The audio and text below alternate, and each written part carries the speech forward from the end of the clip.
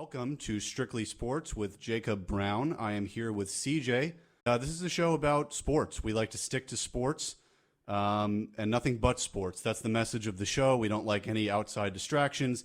This show is all about sports. I'm just going to introduce myself really quickly. I am from New York. I am a diehard New York Yankees fan, New York Rangers fan, Knicks, and Giants. But let it be known that I never let that influence my opinion when I'm talking about these teams. In fact, I'm usually more harsh on my own teams than anything.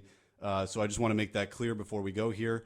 I've had experience in broadcasting. I used to do a sports show at my high school called Short Sports. If there's anyone listening from Land O'Lake High School, thank you for listening. It's awesome that you guys still follow me to this day. And so that's it for me. So let's get into FAU sports. So FAU won this weekend big, 41-3 versus Old Dominion. But this weekend is the game that we're all waiting for. On the road this weekend in what's going to be a very big matchup. And I was looking at the statistics from the game. FAU offense is third in the conference, while Western Kentucky's is 10th. The scoring defense for FAU is fourth, and Western Kentucky's is second. FAU is first in interceptions. Western Kentucky is seventh, and FAU is fourth in sacks, where Western Kentucky is eighth. So in terms of looking at statistics being compared, I think FAU is probably better in terms of the secondary with the sacks and with the interceptions. I think in that side of the ball, FAU might have the advantage. But where Western Kentucky starts to kind of take the advantage away from FAU, number one, obviously Western Kentucky is home in this game. You have Western Kentucky having the advantage on pass defense. They're third, while FAU is 12th on pass defense. And the passing and also the rushing offense is better for Western Kentucky than FAU. So I think the keys to this game really are going to be FAU's ability to be able to defeat a defensive line that is superior to theirs. The last time that FAU faced a defensive line that was at their level was in that Marshall game when FAU lost by just a few points at home. That Marshall D-line was the first D-line that actually outplayed FAU the whole year. Now they're going to have to go on the road, face Western Kentucky in a game that is really going to determine the conference. Both teams are tied at the top. If FAU loses, it's essentially over for the race for the Conference USA. So this is a must-win game early on here. So we're going to move on here. I'm going to get into NFL and college. And this weekend we saw the Green Bay Packers beat the Kansas City Chiefs on the road in Sunday Night Football. This was a game that they probably should have won by a bigger score. Obviously, Patrick Mahomes, the starting quarterback for the Kansas City Chiefs, was not playing in this game. Aaron Rodgers and those Green Bay Packers with that defense probably should have blown out the Kansas City Chiefs in this game. Even though it was at Arrowhead, Green Bay probably should have won by a lot more, and they didn't. Aaron Rodgers had a great game, but it really was that Packers defense that's been praised all season. They're going to have to improve this year if they want to beat the likes of San Francisco and others up there in the NFC. Also in college, we had a huge game this weekend between LSU and Auburn, and LSU won. So LSU now is basically set up against Alabama for the SEC race. And honestly, I think this year is probably the first year that you could say that LSU is in the position to maybe beat Alabama, and so that adds some excitement. So tonight we have Monday Night Football between the Miami Dolphins and the Pittsburgh Steelers. And I don't think I'm going to watch this game. Let's just say that. The Dolphins are in tank mode. They're 0-6, about to be 0-7 tonight. The Steelers aren't great either, but they're not going to lose this game. Other big games from the weekend. The Philadelphia Eagles actually went on the road to beat the Buffalo Bills 31-13 in what to me is a very impressive win. I actually had Buffalo winning this game. I love Buffalo's defense. I think even though Josh Allen throws a lot of picks, I think that Buffalo defense does enough to offset that, and I thought they were going to win this game. But Philadelphia, in another game this year, earlier in the year, they had to beat Green Bay. They beat them. This week, they had to beat Buffalo, and they beat Buffalo. So interesting to see by the Eagles. They're now 4-4. Other big games, the Chargers beat the Bears 17-16, and this is starting to beg a lot of questions in Chicago. Is Mitch Trubisky the right guy?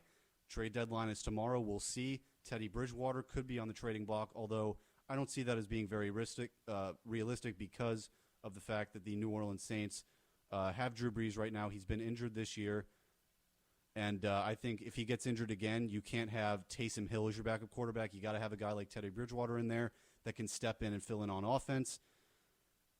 Another game this weekend, the Jaguars beat the Jets 29-15. This is the second week in a row where Sam Darnold has lost a game that he probably should have at least competed a little bit more in. They only scored 15 points. The 49ers blew out the Carolina Panthers this weekend, 51-13. 49ers improved to 7-0 with Jimmy Garoppolo. They just acquired Emmanuel Sanders this week at wide receiver to go along with Marquise Goodwin, George Kittle, 2 running backs with Matt Breida and Tevin Coleman. Coach Kyle Shanahan, they've got tons of players on defense with Richard Sherman, Nick Bosa, D. Ford, Quan Alexander. They are absolutely loaded. Watch out for them this year in the NFC. Patriots beat the Browns this week, 27-13. As expected, Baker Mayfield did not play very well, turning over the ball multiple times again. The Texans beat the Raiders this weekend, 27-24. And the Houston Texans actually just lost J.J. Watt again. He is out for the season, the best defensive player for the Houston Texans, out once again for the year. So now we're going to get into the NBA, and the NBA season just started, and I'm actually going to bring on my co-host here, CJ, to talk about this. So I'm going to just, before CJ comes into the conversation here, I'm just going to give out my Eastern and Western Conference playoff predictions, and then CJ, you can respond after that. So in the East at 8, I have the Detroit Pistons. This is really a toss-up. It could be anyone. It could be either Orlando. It could be Detroit. But I think it's going to be Detroit. They actually have a big 3 this year. They got Blake Griffin, Derrick Rose, and Andre Drummond. While that might be a big 3 from maybe 2012, I think in this year's Eastern Conference, it can still win some games. I got them at 8. Brooklyn Nets are the 7 seed. I think this year they're just a group of guys with Kyrie. Next year with KD, obviously it's a lot different.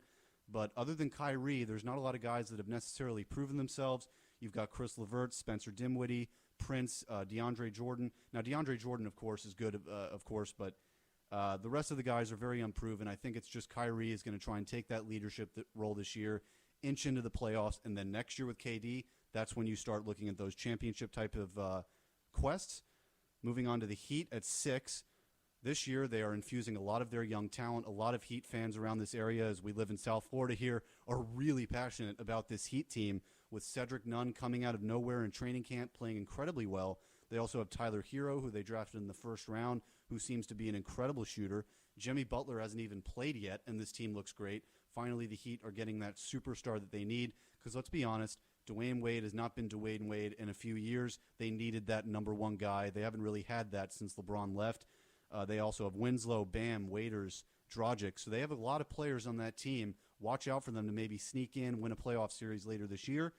You got the Raptors at the 5 with Lowry, Van Vliet, Siakam, Ibaka, and Gasol as their starting 5. Again, in the West, probably doesn't make the playoffs, but in the East, it looks like a 5 seed to me. Also, of course, defending NBA champions. I got the Pacers at 4. Very underrated team here. You got Brogdon and Oladipo at point guard and shooting guard. This might be the best, or not the best, but one of the best backcourts in the NBA. You also have T.J. Warren, Domantas Sabonis, and Miles Turner filling out the lineup for them. I think they're very consistent. They play a defensive game. They don't really have that one guy that's a ball hog. They're a very cohesive team. I like them a lot at 4. I have the Celtics at 3. And ironically, they're losing Al Horford and Kyrie Irving. I actually have them finishing higher this year in the Eastern Conference. They got Kemba Walker to replace Kyrie Irving, Enes Kanter to replace Al Horford. So obviously they downgraded at 2 positions. But again, with the strength of the Eastern Conference this year, I think the Celtics will still be the 3 seed. Then you got the 76ers at 2. They are absolutely loaded. Got Al Horford from the Celtics to go along with Joel Embiid. Twin towers down there at center and power forward for them. They have Tobias Harris. After losing Jimmy Butler, they still have Tobias Harris. And, of course, Ben Simmons and Josh Richardson as well. I think they're going to be the 2 seed. But I think what separates them from my number 1 seed, which are the Milwaukee Bucks, the thing that the Milwaukee Bucks have that the rest of the Eastern Conference doesn't have, the Bucks have a lot of big guys, and they can all shoot threes. Whereas the Sixers have a lot of big guys, but they can't necessarily shoot threes. I think in this day and age, you need to be able to shoot threes. You have Ilyasova, Brook Lopez, Robin Lopez, all able to shoot threes. They brought in Kyle Korver. He's not a big man, but he's a shooting guard. They brought him in to not only shoot threes himself, but to help out Giannis, improving his three-point shot game. So that's a big key there for Milwaukee. I have them at the number 1 seed. And in the West, I'll do this a little bit quicker. I actually have Golden State slipping this year to the 8th seed. Think about it, guys. They lost a lot of players. Clay out for the season. KD left to the Nets. Either way, he would have been out for the year anyways. They lost DeMarcus Cousins to free agency to the Lakers. They lost Andre Iguodala, who is currently in a holdout situation right now. We don't know necessarily where he's going to go. but he's not a factor this year for them either. And they also lost Sean Livingston, who's been a key point guard off their bench for years. This year, you look at their lineup, it's Steph, D'Angelo Russell, and look, D'Angelo Russell's good, but he had one good year. Let's see what he can do in year 2. You have Draymond Green, who now you're going to have to depend on him to score. That's not necessarily something that the Warriors relied on last year. Obviously, you had Steph, Clay, KD to score, not Draymond as maybe your number 3 option. So we'll see how that works. And then they have a bench of Glenn Robinson, Kayvon Looney, Willie Cauley-Stein, and others. The Spurs, I have the 7 seed. Anyone who says that the Spurs are not going to make the playoffs this year is out of their mind. Never count Greg Popovich out. They have a big 3 with Murray at point guard and DeMar DeRozan and LaMarcus Aldridge. At number 6, I've got the Portland Trailblazers. They got Hassan Whiteside this offseason. Probably going to move him off of the trade deadline, but still, I love Dame. I love the competitive nature of him. He's going to do great. I've got the Houston Rockets at the 5 seed with Russell Westbrook at point guard, James Harden at shooting guard. Now, my opinion in regards to this situation, I don't think those two are going to work in terms of the playoffs. I think regular season, obviously they get in. Russ and Harden are too good not to make the playoffs. But once you get there, these two have a certain style of play. They're ball hogs. They like the ball to themselves. They like to shoot a lot. They're not too much passers. And in the playoffs, it's much more of a team game. So regular season, Rockets are going to at 4 seed, we're going to get the Utah Jazz, Mike Conley, Donovan Mitchell, Bojan Bogdanovic, Joe Ingles, and Rudy Gobert. That might be one of the best defensive lineups in the NBA. This is another team a lot like the Pacers, who I also have at 4 seed in the East. Very defensive team. They've got guys that can shoot. Donovan Mitchell for the Jazz, Oladipo for the Pacers. You've got a big guy for the Jazz with Bogdanovic. Ingles and Gobert are 2 of the best defensive players in the NBA. I think they're going to be the 4 seed. And then I've got the Lakers at 3 with LeBron, AD, Kuzma, and others. And I like the Lakers. I don't think they're as good as the Clippers, though. I think the Clippers, obviously, they upgraded tremendously this year with Kawhi and Paul George, but I'll get to them in a second. Here's the thing with the Lakers. They would have been, I think, probably the number 2 seed if DeMarcus Cousins was healthy this season, but I think Dwight Howard's not as effective as a replacement as him. So you have LeBron, AD, Kuzma, Danny Green, Avery Bradley, Kentavious Caldwell-Pope, Dwight Howard, JaVale McGee, Rajon Rondo, Quinn Cook. It's a lot of dudes, but how do they work? How are they cohesive? That's what we're going to have to see during this season. Number 2 seed, I got the Denver Nuggets. Last year, they were the number 1 seed. This year, I think they're going to go down to 2 because of the Clippers. But Denver's a great team, and they're another team. They fly under the radar. And last year, I didn't trust them in the playoffs because they hadn't been there before, but now they have. And this year, maybe if you get in there, I have the Spurs at the 7 seed, Nuggets and Spurs. Maybe the Nuggets go in a playoff series, but they've got Jamal Murray, Gary Harris, Porter, Millsap, of course, Nikola Jokic, who's a superstar at center, might be the best center in the NBA. Either him or Embiid, you choose.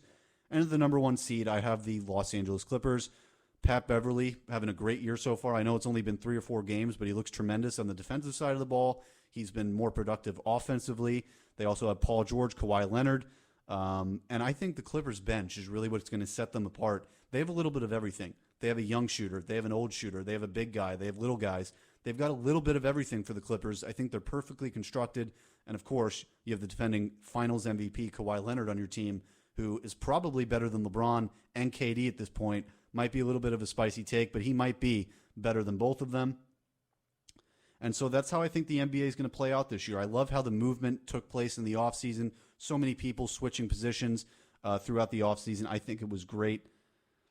And we're going to take a quick break here on FAU Owl Radio. I am Jacob Browne. All right, welcome back to FAU Owl Radio. I am Jacob Browne, back here with my co-host, CJ Uri. And we're just going to recycle some of the talking points that we've been mentioning here. And CJ, we were talking before the show about FAU this weekend against Western Kentucky. How do you think they're going to do this weekend? So my opinion on FAU football has always been, in Conference USA, they will always have, let's say, the skill positions, the speed, the size. They've got guys that come from SEC schools, Big Ten schools, really anywhere around the country. And, you know, they find a way to get it done. I know they lost to Marshall, but I always back FAU no matter what the spread is, no matter, you know, what Vegas is saying or what ESPN is saying, no matter what, just because of the athletes, just the overall athletes that they have. So I understand that this is probably going to be the best defense that we've seen in Conference USA this year, and I understand that our running game has just not been the same, and losing B.J. Emmons at the beginning of the year to Ohio State has been something that we haven't actually recovered from. And we didn't even get to see much of him, really. And I also haven't seen much of Willie Wright either this year, which I've actually been pretty surprised about. Usually we would open up the playbook with him. So I expect FAU to be a little conservative in this game. I think you're going to see a lot of what happened in the Ohio State game with lining Harrison Bryant up out wide and really just throwing it up to him to go get it. I don't think we're going to see much of the run game, and I think it's going to be a lot on Robeson, which I know Robeson's hurt, so I don't know where that's going to be on Saturday, but this is a make or break game. 8-4 for FAU this year is not going to cut it whatsoever. It's got to be 9-3, and then hopefully winning the conference championship, and then getting into a bowl game and beating a Power 5 school that is on a down year. For me, the ideal situation would be to play FSU in a bowl game on a down year. That'd be very interesting if that happened. I mean, go on. Yeah, I mean, it's just they need to get that Power 5 win. They got to get that monkey off their back, and it's huge for us just recruiting-wise. I mean, the athletic department's going in, but we need a huge win, a signature win. Lane Kiffin needs to get that signature win, and it's really – I don't know if that's going to happen if they don't beat Western Kentucky this week, but I still back them to win regardless of Western Kentucky's defense and being on the road. I think we still have the X factors on both sides of the ball that most teams and schools in Conference USA do not have. Well, I agree with you there. And like you mentioned, you said FAU probably not going to lean on the rushing game this weekend. Actually, the rushing defense for Western Kentucky is 3rd in the conference, and FAU's run defense is 7th. So I agree with you there. I think FAU, and that's going to be tough because FAU's relied on their running game all year. They have had 3 running backs circulating throughout the year.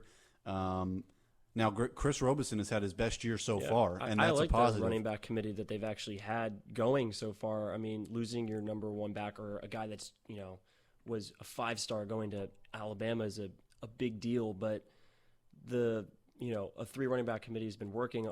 Obviously the competition that we're playing isn't nearly as good as the competition from the first 2 weeks, and I've really liked what I've actually seen from Robeson.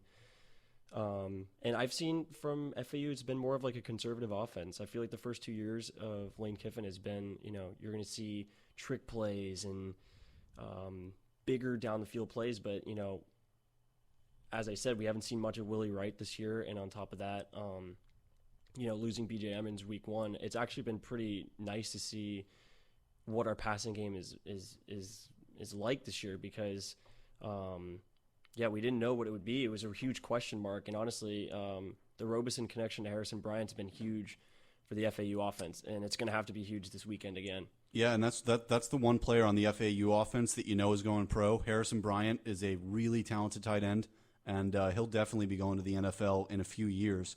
So before we get into the NBA again, and I was going to do this a little bit earlier, but I'm going to rank my top 10 NFL quarterbacks, and then you have your list, right, CJ? We got that? Okay, so this list is I make these every year, multiple times a year, because throughout the year your opinion changes on quarterbacks, and I always like to have a mental idea in my head of who's where in terms of rankings. But this year might be one of the weakest years I've ever seen at quarterback. Usually when I make these lists, they're 17, 18, 19 down, and you could say, I want that guy. Now you maybe, you get to 15, 16, you're like, I don't know if I want that guy. Mm-hmm. So top 10, and here are some key guys I left out, and maybe I should put in. I left out Jimmy Garoppolo. I need to see him for the rest of the year and see what he can do. I left out Derek Carr, and I left out Jared Goff. Goff, to me, is overrated. I think we all caught the hype last year. I think he was really helped by Todd Gurley. He threw for almost 5,000 yards. So a stat guy like me sees almost 5,000 yards, and you're like, oh my God, got to be a top 10 quarterback. Yeah, it's Cooper Kupp taking it 500 yards after the catch every play. Exactly. So I'll just go in order here. Top 10.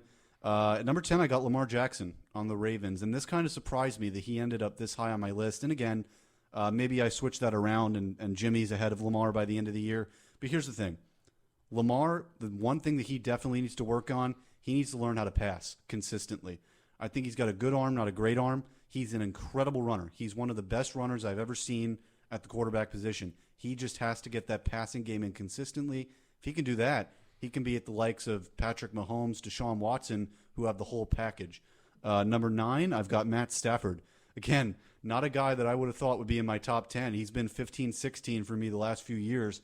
But this is a guy, he's not dealt with a lot of positive situations. He's always on these 500 teams. He doesn't have the personnel to, have those Aaron Rodgers types of seasons. He's not the type of player that Aaron Rodgers is, to where he elevates everyone ahead of him. But in terms of personal talent, I think Stafford is there. And number 8, I got Dak on Dallas. Only reason I say this, he wins. Okay, he's got 2 division champs. I might not like his talent over certain guys. He's kind of a vanilla quarterback, dip and dunk type of guy. He's gotten better at that the last few years. Obviously, Zeke is one of the main reasons why he's effective. But you got Dak at 8. I got Breeze at 7. Brady at 6. Again, this is right now for quarterbacks. Obviously, Tom Brady's the GOAT. He's not number 6, behind these guys of all time. Obviously, career-wise, Brady's ahead of these guys.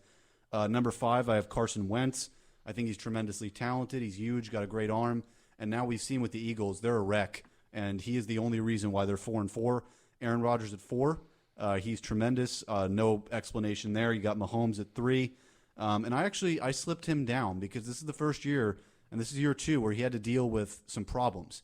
And he didn't respond well. I know he's injured right now. I'm not factoring that into the decision. But he didn't respond well. His team had injuries, and he didn't play well. I got Watson at 2. I love Deshaun Watson, everything about his game. He's a winner. He's a team player. He's great. And Russell Wilson is the best quarterback in the NFL to me right now. He wins MVP. What about you, CJ? So I did my list based off of top 10 quarterbacks right now as the season's been going on, like the 2019-2020 NFL Same, season. yep. So I actually have Kirk Cousins at 10. Ooh. And that is due to his last few weeks. Okay. He has been throwing absolute dimes to Stephon Diggs. Thielen's been getting involved. And it's always nice when you have Dalvin Cook literally running down the throat of every single NFL team. I actually really like the Vikings, and I like Kirk Cousins. This is what they signed him for. This is what his contract is for, and he's finally been playing good. And anybody that owns him in fantasy has actually been able to start Kirk Cousins now. So at 9, I have Jimmy Garoppolo. Jimmy Garoppolo and the 49ers should be taken, not only are they undefeated, but they should be taken Super Bowl seriously. I think that they can be in the NFC Championship. And the reason why I'm putting Jimmy G, he's not the most explosive quarterback. He's not even close to the most explosive quarterback, but he's insanely accurate. You will not lose a game because of Jimmy Garoppolo, and he's going to get the ball downfield. And they've got Breida and Coleman in the backfield helping him out. I love Jimmy Garoppolo going down the field. That connection to Kittle is huge. And now picking up Emmanuel Sanders. I mean, Emmanuel Sanders got in the end zone first week. Emmanuel Sanders isn't even a top 10 wide receiver, not even top 20, but hey, he got in the end zone first week with Jimmy G. Jimmy G, I think, is the 49ers are very lucky to have Jimmy Garoppolo. I actually have Stafford at, 8. Matthew Stafford at 8. The reason I'm saying this is I like the Lions this year. They're winning games right now. That tie to the Cardinals was pretty annoying if you're a Lions fan at the start of the season, but Matthew Stafford has been playing actually good football. They're winning games. His wide receivers are having great years. Galladay, Marvin Jones, Marvin Hall, like these guys are having good years, and obviously they need to catch the ball from someone. I like Matthew Stafford this year a lot. And I know you excluded Jared Goff. I have Goff at 7. Just because at the moment, a couple of quarterbacks are injured this year that got injured. There's been literally backups that are making a name for themselves this year. Let's say out in Carolina, Cam Newton's not been playing. Drew Brees hasn't been playing up until this week. Mahomes is out right now. Obviously, Mahomes makes my list, but Mahomes has been out. And Matthew Stafford is a guy that, he hasn't won many playoff games. He hasn't, made any playoff runs at all. But every year in, year out, he's got the touchdown stats, the yardage stats. And this year, he's not turning the ball over as much, and he's actually having a pretty sound year at the moment. Then I got at 6, Tom Brady. Okay. So we agree there. His defense is incredible, and there was a stat yesterday that if the offense did not score, the defense their record would still be 4-2-1, I think. Something crazy like that, just off of defensive scoring. So Tom Brady hasn't had to win games, but you still have to include Tom Brady there. He's still making throws. He's not throwing interceptions, and for some reason, even when he throws a ball that's going to be intercepted, not getting intercepted for some reason. So I have Tom Brady there. And then now this is my top 5. I have Lamar Jackson in my top 5. Oh, Lamar Jackson, he gets the ball down the field through his legs and in the air. He's incredible. He's having an unreal season. I agree on the accuracy. I agree on he needs to pick up the passing. I totally understand that. But Lamar Jackson this year, he's a top 5 quarterback right now.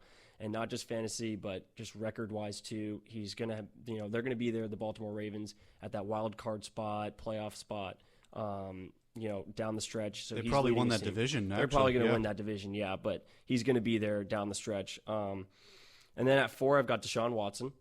Deshaun Watson and the Texans they're winning close games, which is good. But against some teams, I feel like they should be, ahead for more of the game. And, I feel like the fourth quarter Texans need to play that through quarter 1, 2, and 3. So Deshaun Watson, they need to get some protection for him. So I'm a huge Dolphins fan. So we gave away Laramie Tunsil to the Texans for a boatload of picks. And that's made a difference a little bit. It has, but he is still getting hit. Yeah. Almost every play. There's only so much that Laramie Tunsil can do at left tackle. And Deshaun Watson seems to be on the floor after every drop back. But regardless, his stats are great. He's a 100% a top 10 quarterback in the league. I have him at number 4. So now going into the top 3, I got Aaron Rodgers at 3. Aaron Rodgers is having somewhat of a similar issue with the offensive line right now. Last night against the Chiefs front 7, which by all means is not an elite front 7, he was on the floor a couple times. His body is piled on top of him, but his stats are amazing right now. He hasn't had Devontae Adams, so he's been, had Valdez-Scantling, Geronimo Allison, and really right now I feel like that running game is the engine of that offense right now. Oh, Aaron Jones is great. Aaron Jones, Jamal Williams right now, you take those two guys out and they're having half of the seasons that they're having. I don't know where the Packers would be, but it's still Aaron Rodgers. He's still throwing unreal touchdowns. He's still getting the ball down the field. And last night he even popped off for, I think it was like a 20-yard run late in that game that got them down the field. So he's still doing it with the legs. And then I got Patrick Mahomes at 2. Patrick Mahomes hasn't been able to play, but regardless, he's coming back. They got a bye week coming up, and then I think he's going to be back after that bye week. Yep. He's incredible. And if it weren't for the injury, he'd be my number 1. But, look at the stats. Before the injuries, he was on pace for just another unbelievable season, MVP-type season. And Tyreek Hill's back. Travis Kelce is obviously there. Their running back committee is a little iffy right now. Yeah, they need to fix that. They got to fix that, and even when he's in the game, it's still working out. So that's why I got Mahomes at 2, or else he'd be my number 1. But right now he's my 2, and I got Russell Wilson at number 1. There we go. Russell Wilson right now, my MVP, absolutely. I think he's like 16 touchdowns, 1 interception. I might be wrong, but yesterday, halfway through the game, he was 15 touchdowns with 1 interception. So Russell Wilson, incredible. Out of the pocket, makes every play, can run down the field. He gives every aspect from a quarterback that you want. He's a leader, and this might be his best season ever, and I really like the Seahawks to go far, and I think he's going to take them very, very far into the playoffs and potentially the Super Bowl. His QBR is just insane. He doesn't have the best receiving core either. I like DK Metcalf, but, I don't even, I can't even really name their tight end at the moment. Well, I think their tight end tore his Achilles a few weeks ago. Yeah, I think Disley or something. Yeah, Disley. So I don't know who their backup is right now. Right. But look, they're winning games. They're scoring points. Russell Wilson today, he reminds me of Aaron Rodgers when he ran the table. Remember a few years ago, Aaron Rodgers was about to miss the playoffs, and then he told reporters, I'm going to run the table. And then they won the rest of the season, and their roster wasn't that great. This is the same thing Russell Wilson's doing. The Seahawks' overall roster is not that great. Without Wilson, they would not be a playoff team. And he again, like you said, CJ, they could even be a Super Bowl contender with the way that he's been playing. Absolutely. So very quickly here, and by the way, in terms of position rankings, we're going to do position rankings every week. But next week we're going to do running backs. Week after we'll do wide receivers. So let's go into some rapid-fire NFL picks here. Just top of your mind. We don't have to give any reasoning for Week 9. Here we go. Thursday Night Football, Niners, Cardinals. I got Niners. Niners. All right. We got Texans at Jacksonville. I got Houston here for sure. I actually have the Jacksonville Jaguars. You have okay. Why so? Well, the Texans-Jags game in Houston was very tight, and as my friends know, I'm actually very high on Gardner Minshew. I like Gardner Minshew a lot. Get out. Not saying that he is a top 10 quarterback, not saying he's top 15 at the moment, but seriously, he moves the ball down the field. That Jags defense is good, and they're in a spot right now with their record that they can still potentially make the playoffs. So in the AFC too. and I looked at this Raiders-Texans game. The Raiders really could have won that game, and I think the Jags are playing good football. I think they take that game at home. Okay. We got, and by the way, I think Houston wins. I think Deshaun Watson that Houston offense, I think, overpowers that Jacksonville defense. I think there's only so much you can do as the Jacksonville defense, and I don't think that offense for Jacksonville, I just don't buy it like you do, CJ. If Jacksonville wins this week, maybe I do start to buy it, but we'll see. This game, we don't even have to deliberate on. Redskins-Bills, I think we know the winner there. Redskins are in tank mode. We got Vikings and Chiefs in Kansas City this weekend. So here's the thing for me. I know it's Monday. It's an early pick. If Mahomes is playing, I have the Chiefs. If he's not, I got Minnesota. What about you, CJ? I take Minnesota. Either way? I really like the Vikings, but I will take them either way because I doubt Mahomes plays. And if he plays, which would be a bad move if you're the Kansas City Chiefs, I still think he's playing hurt. And that Vikings team is firing on all cylinders. I'll take the Vikings. All right, so we got Jets-Dolphins. Dolphins also in tank mode. Jets probably going to take the win there. We got Bears at Philadelphia. I think I got Philly here. Mitch Trubisky might be – I don't want to say – I don't like to be the guy that says the worst at this ever, but he might be one of the worst quarterbacks I've ever seen. I mean, he can't throw the ball. He's a horrible runner. I mean, he's even lost his running game. So I got Philly winning this game big. I have seen – my fair share of awful quarterbacks. And I will say I don't know where Trubisky ranks amongst worst quarterbacks of all time. And I don't think it's fair enough to say that yet, especially in his third year right now. Yeah. But being the number 2 draft pick and Deshaun Watson was picked after you, Mahomes was picked after you, Christian McCaffrey was picked after you. It's not looking good there. I don't know what's going to happen at quarterback there, but yes, I have the Eagles. All right, so we got Colts and Steelers in Pittsburgh. I love Indianapolis, and here's the thing with the Colts. Luck retired, and everyone freaked out.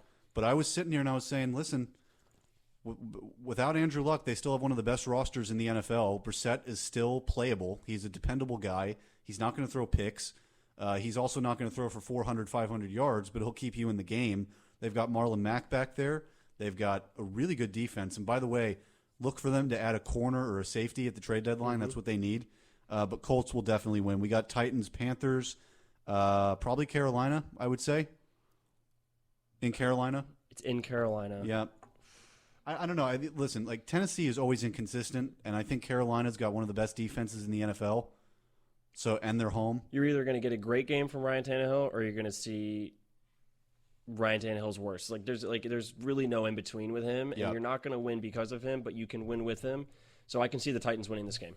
So a very intriguing game here. We got Detroit at Oakland, and Oakland is actually not a tire fire this year. They have been competitive in almost every game that they've played.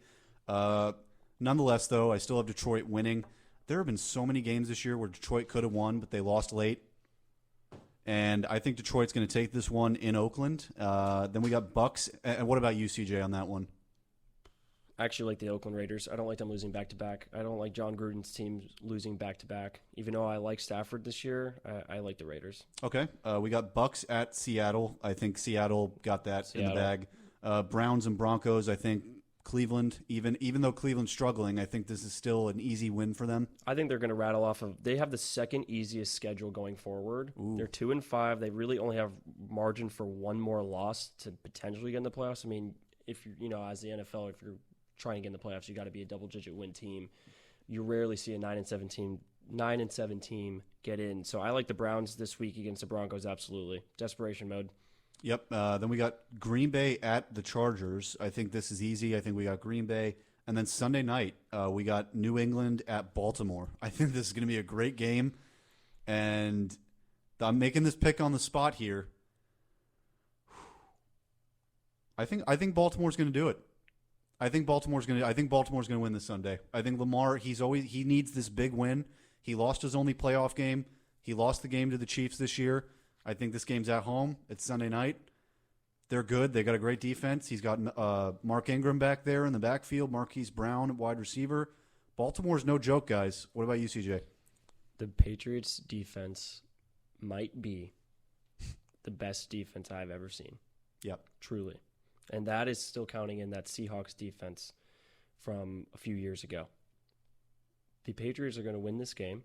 Lamar Jackson's going to turn the ball over a few times, and that's going to be the difference. I don't think it's going to be a high-scoring game, but I think Brady's going to have a good game, and that's really all you need from the Patriots, too, because they're not going to give up points on the other side of the ball like that. I think Bill Belichick's going to come up with a plan to contain Lamar Jackson, and they're not going to win because of a Mark Ingram crazy game. I think the Patriots will for sure win Sunday night.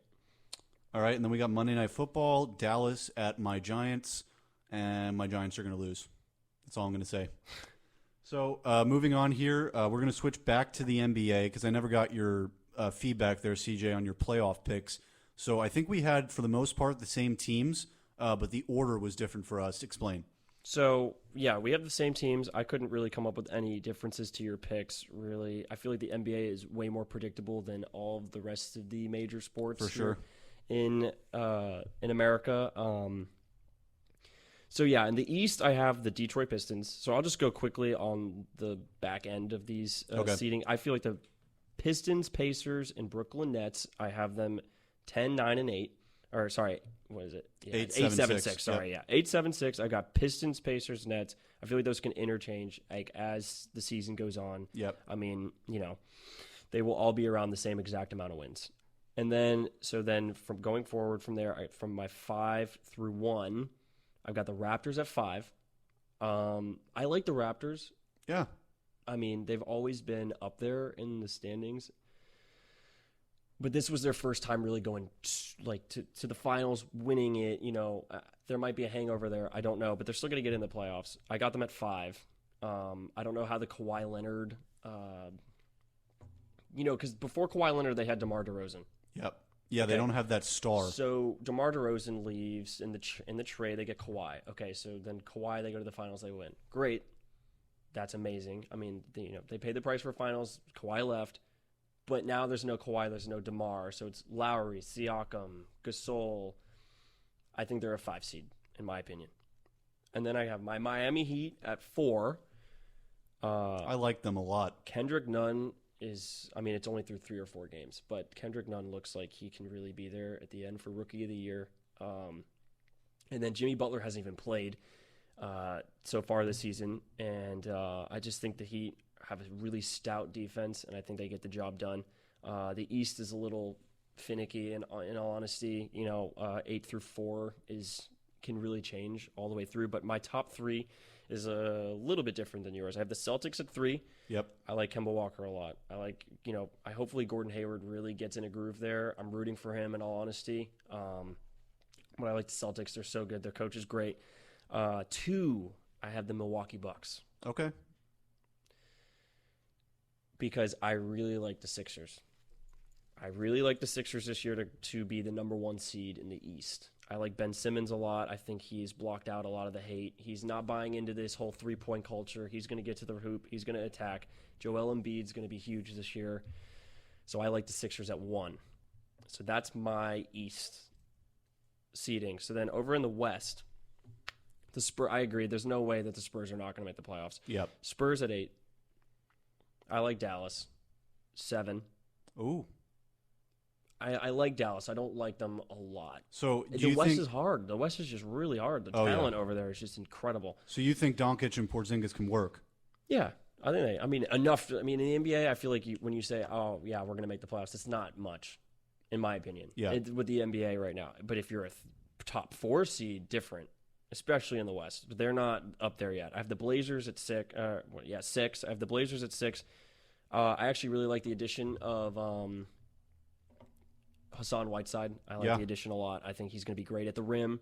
He needs to put a lot of that hype aside, though, and really perform there and be a double-double machine like he was in Miami before all the drama ensued. I got the Jazz. Yeah, I got the Jazz at 5. I like the Jazz a lot. Okay. I love Donovan Mitchell. I like Chris Conley. And who's the center? Rudy Gobert. I like Rudy Gobert a lot. I feel like that's just a team that wins. They're just a team that wins in the regular season. I don't think they're going to go far in the playoffs, but they're a team that just wins in the regular season. So what is that? 8, 7, 6, 5. Okay, so now we got so Warriors at 4. Okay. I think they figure it out. I think they're going to figure it out. Steph Curry, D'Angelo Russell, And Draymond? it's Steve Kerr. I just feel like they work it out. But I don't know. I agree with the fact that they're falling off right now, and it's a lot to lose Klay Thompson, but I still think they're going to figure it out. I still find them to be a 4 seed there. And then I got the Lakers at 3. LeBron and AD, what else are you going to say about that? Yeah. I mean, they're a top 3 seed for sure. They could even be a 1, but I have them at 3 here because I find the Clippers at 2 to be the better team in Los Angeles. I agree. The better team sharing the Staples Center. The Clippers at 2. Kawhi, Patrick Beverley, I really like. He did get fouled out the other night. Devin Booker is a great player, though. Fouled him out at the end. Paul George, the whole dynamic over there is great. I really like the Clippers, but the Houston Rockets are like, I don't even know. They're like the Tampa Bay Lightning of basketball. That's a great comparison right there. They're going to kill it in the regular season. They're going to blow you away. They're going to have guys that are putting up these numbers that are just unheard of, right? That's what the Rockets do best. But their offense in the playoffs, when they get there, it's just so difficult to watch. You get one guy dribbles down the court, stares at the defense, and then it's like, I'm going to shoot this like really contested 3 double team, and that's what happens in the playoffs. But in the regular season, they move the ball around.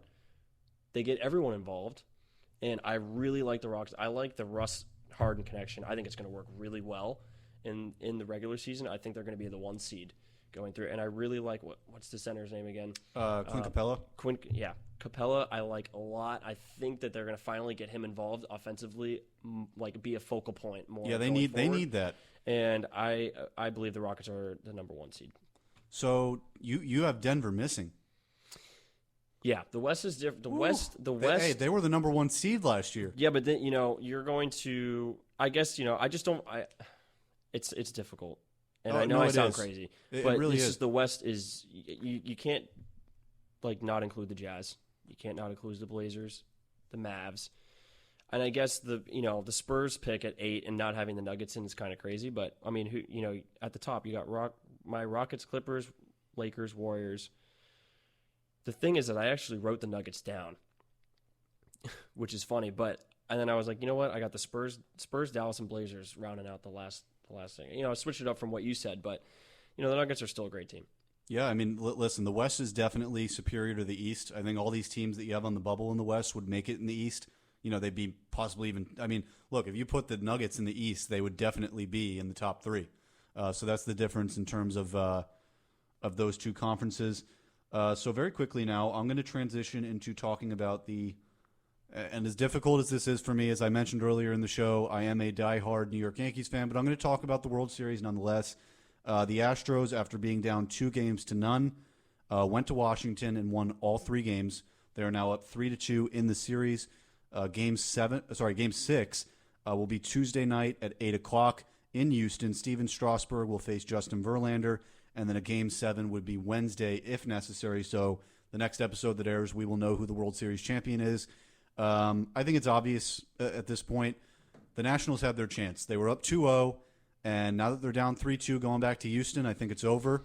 And listen, this Houston team's tremendous. Verlander and Cole and all these offensive guys. But this is the last year for them, to me, in terms of them being the unquestioned number 1 team, because they are going to lose Garrett Cole in the offseason. There have been reports from many insiders in baseball. They don't have the money. Garrett Cole's asking for $35 to $40 million a year, and Houston has already paid Jose Altuve, but they have not paid Alex Bregman. They have not paid George Springer, and they don't have the money that the Dodgers and the Yankees do, where they can maybe spend a little bit over budget. Houston doesn't have that. So Houston, of course, will win the AL West next year, make the playoffs and everything like that. But I think they're not going to be that unquestioned number one team to me. So we're going to go on to the last segment of the show today. And first of all, I'd like to thank CJ for being on the show today. This was great. And CJ and we're going to be doing this every Monday, 4 to 5. So I'm going to do my last segment today, and it's going to be on my New York Yankees. And I was thinking, I need to end the show with something that I'm really passionate about. And the Yankees are that for me. And I made a 10-step plan for the New York Yankees offseason. And I think they need to do a lot. A lot of people are saying, you need to keep the same type of team. It's not, there's not any glaring problem. I think there are. I think whenever you have multiple years in a row where you don't win a championship when you're supposed to, there's obviously something wrong. And maybe I have some credence in that argument because the Yankees fired Larry Rothschild today, their longtime pitching coach of 9 seasons. But here is my offseason plan. And I'd like to start out by saying, for me, Miguel Andujar, Jason Dominguez, Davy Garcia, and Clark Schmidt are not available in any trade talks to me except for Francisco Lindor, which if the opportunity is available, which it looks like it is because there was a report today that the Los Angeles Dodgers are trying to acquire Francisco Lindor in a trade, which to me means the Yankees need to be on the phones right now to get Francisco Lindor. He's a top 5 player in this game, and really he's worth anything to give up. You have 8 to 10 years of a top 5 player, probably the best shortstop in baseball, switch hitter, great team guy. You need to do it if you can. But the offseason plan that I have is with no Lindor. I'm assuming that it's not going to happen. So let's start with number 1. I say to re-sign Brett Gardner, Cameron Maybin, and Dellin Betances. The reason why, Dellin Betances has been a key part of this team for years. He's been in the Yankee system, I think, now for 10-plus years. He missed the year this year due to numerous injuries, and it was shown in the playoffs that the Yankees needed him. They needed an extra guy to pitch that inning because the Yankees were kind of plugging in holes without Betances. They had that plan. We're going to use Betances, Canely, Ottavino, Britton, Chapman. They had 5 guys for 5 innings. Betances went down. It messed up the entire plan. Yankees need to bring back Betances. Brett Gardner needs to be brought back. I think it's almost guaranteed that he's coming back because Yankee center fielder Aaron Hicks will be out until at least mid-July and probably into September. He is getting Tommy John surgery, so that means the Yankees probably need to bring in Brett Gardner to replace him. And then I think the Yankees also need to re-sign Cameron Maybin because the way I had the roster projected before, I had Mike Tauchman on the bench. And with Hicks coming off the roster, I think an outfielder needs to replace that, and Cameron Maybin will be the perfect guy. One thing that the Yankees need for this offense, they need guys that get base hits. They don't need the guy who it's one of 3 outcomes: walk, strikeout, home run. They need a guy who can get base hits and doubles and get on base and steal bases. They need dynamic players. That's what Cameron Maybin is. So I would say to re-sign him. Number 2, if Aroldis Chapman opts out, re-sign him. Don't be ridiculous. He made 1 bad pitch in the ALCS. He was just named American League Reliever of the Year. Bring him back. Number 3, and this is where I get controversial, I would let Didi Gregorius and Edwin Encarnacion leave in free agency. Even if the Yankees don't go for Francisco Lindor, I'm letting Didi and Encarnacion walk. I'll get to that in a second. Number 4, I would be trading, DFAing, which means designating for assignment or releasing, or optioning Luke Voit to the minor leagues. Voit needs to go. Again, he's one of those guys. Walk, homer, strikeout. That's all he does. He's not that great of a defensive first baseman. He was a career minor leaguer. I know he had the injuries this year, the core injuries. He's getting surgery, and the Yankees will probably give him a chance. I just think he was left off the playoff roster, and if he was really that great, I think he would have been on there. So I think Luke Voit is gone. Number 5, and I was looking through the free agents, I think the Yankees need to sign Howie Kendrick. Howie Kendrick this year hit .343 for the Washington Nationals with 17 homers and 62 RBIs. You could say whatever you want about juiced balls. Maybe the 17 home runs was because of the juiced balls. I don't think that's what the average was from. For years now, I think the last 4 or 5 years, Howie Kendrick has been hitting .285 or over. His on-base is always high. He's not a guy that tries to hit home runs. This is what the Yankees need. And also with Howie Kendrick, He can play third base. He can play second base. He can play first base. He can play left field. He's a perfect guy for the Yankees. And we saw with the injuries that they dealt with this year, he is versatile. The Yankees need versatility. They need a guy who can hit for average. Howie Kendrick fits that 100%. Number 6, and this is very key, the Yankees need to address the Domingo Germán situation. This is going to be a looming problem for the entire offseason. And quite frankly, if Germán's not there or if he is there, it completely changes what the Yankees have to do in the offseason. If you have Germán, maybe you only need to go get one starter. If you don't have Germán, maybe you get two. If I were the Yankees, I would be getting two starters either way. The Yankees need starting pitching. That's the number one problem.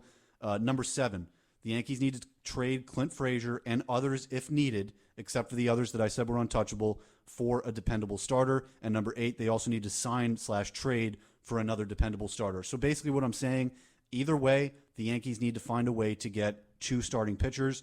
At number 9, the Yankees need to have Miguel Andujar learn first base and work on his third base defense. If Andujar can play first base, that opens up a lot of areas of versatility for the Yankees. That way now, instead of Andujar, every time you have to play him, it's either third base or DH. Now you have that extra option for him to get him those at-bats and to get him in the lineup. People forget, as a rookie, he hit 30 home runs with 30 home runs and 100 RBIs. Defense was a struggle, but the guy's young. He's 21, 22 years old. He'll learn. He'll improve. He also had 56 doubles as a rookie. Watch out for Andujar this year.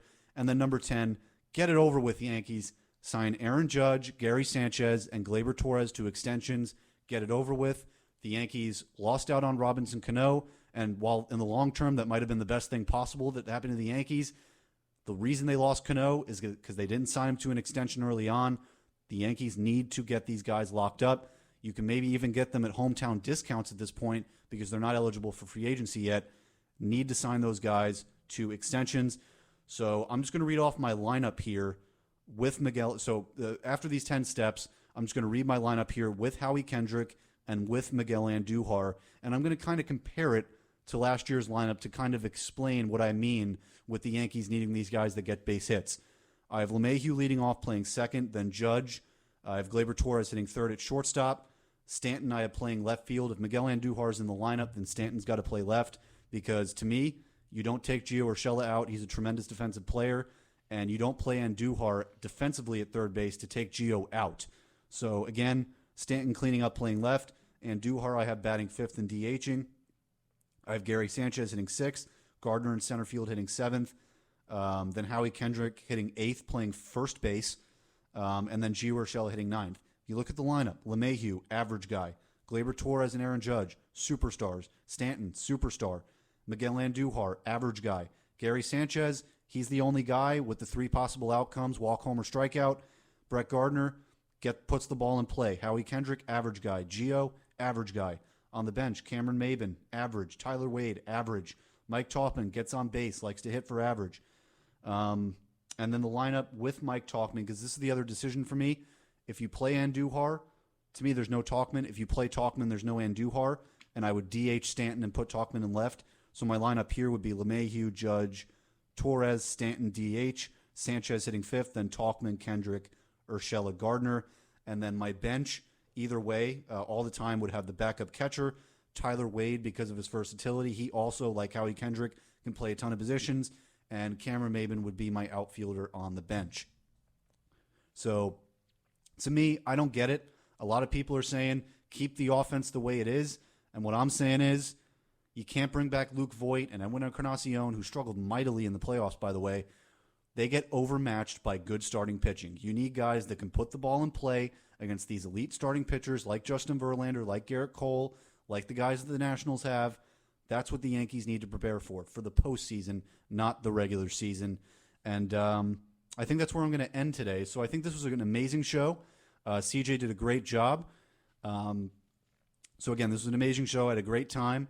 We're going to be on every Monday from 4 to 5 here on FAU Owl Radio.